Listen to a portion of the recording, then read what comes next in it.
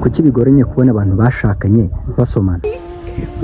iyo umuntu amaze gushaka umunwa wo gusomana uhita uhinduka uwo kuburana, gusigana, gutungana no kuvuga ibindi bintu biri serious. Yego. Simbyumva ariko gati mwakandiye hagati ibintu sinzabivamo. Iyi isukari ishize gute mubona n'uruganda rucura amafaranga? Yego.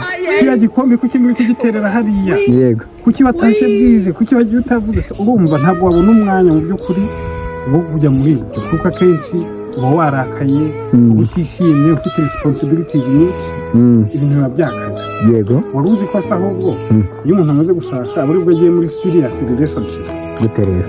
Ukuvuga kiriya gihe iyo abantu badatingana abasore n'inkumi bose ngewe ndashaka kujya muri serious relationship, buriya bari ibyo abantu bigira, ntabwo bari ibyanyabyo. Ubundi tangira kuba neza iyo urwara ugeze. Tekerezeho neza ibyanyu.